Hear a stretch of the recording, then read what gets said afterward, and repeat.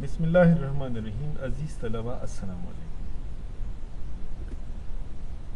مطالعہ پاکستان سال دوم یعنی 12ویں جماعت کے مطالعہ پاکستان کا یعنی پاکستان سٹڈیز کا یہ ہمارا پہلا لیکچر ہے.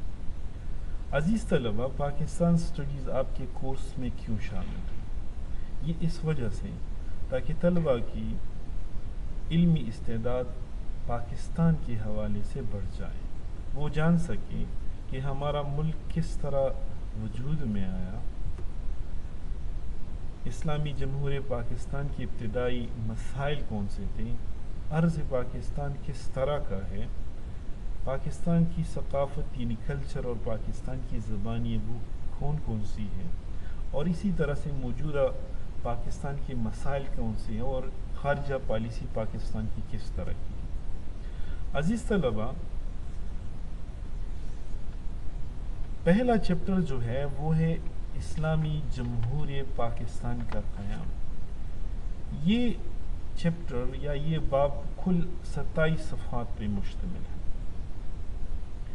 اس میں سب سے پہلا ٹاپک جو ہے وہ نظری کے متعلق ہے کہ نظریہ کیا ہے اور نظری کی اہمیت بیان کریں.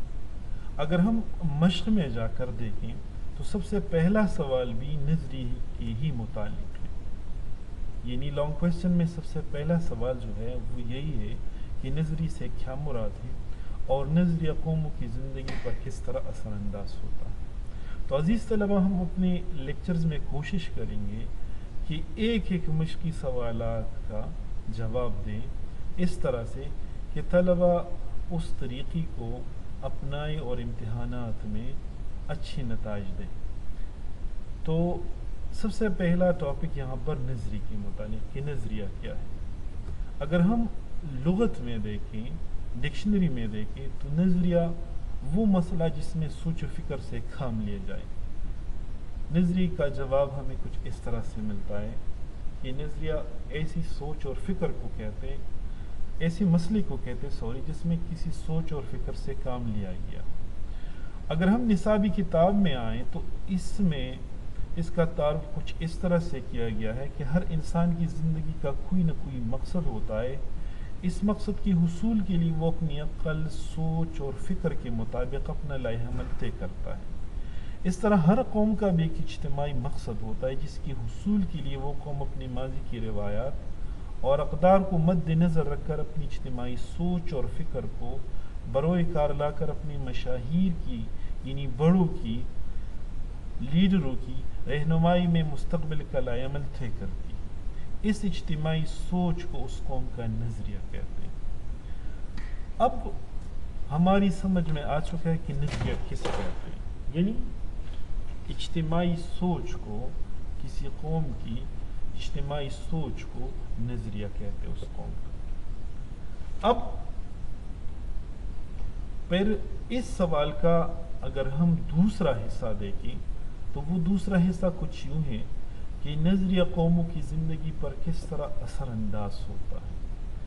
تو نظریہ قوموں کی زندگی پر گہرے اثرات مرتب کرتا ہے. نظریہ ہی وہ چیز ہے جس سے قوموں کی شناخت ہوتی ہے.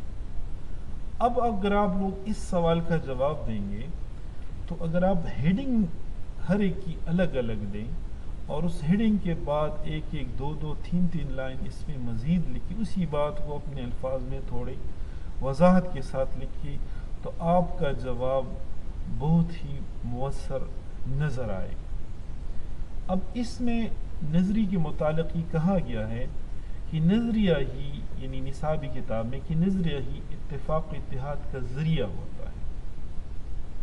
نظریہ ہی ایک ایسی چیز ہے جس کی وجہ سے قوم کے سامنے ایک واضح نصب العین یعنی مقصد موجود ہوتا ہے. نظریہ ہی کسی قوم کو ان کے مقاصد کا تعین کراتا ہے. نظریہ ہی کسی قوم کی آئین سازی اور قانون سازی میں مددگار ہوتا ہے. اب جو نظریاتی قومیں ہوتی ہیں وہ اپنی نظری کے مطابق اپنے لیے آئین بناتے ہیں اور قوانین بناتے ہیں. اس طرح جو نظریاتی قومیں ہوتی ہیں وہ پلتی پلتی اور ترقی کرتی ہیں ایسی قومیں مضبوط ہوتی ہیں۔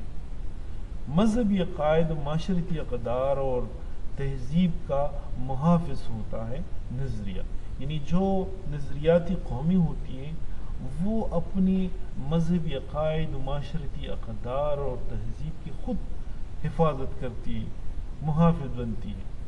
قوموں کی ترقی میں نظریہ ہی معاون اور مددگار ہوتا ہے، اور مشکل صورتحال میں جب کوئی قوم پڑتی ہے تو نظریہ ہے ان کو اس حالات کا مقابلہ کرواتی اور ان مشکل حالات سے ان کو نجات دلاتی۔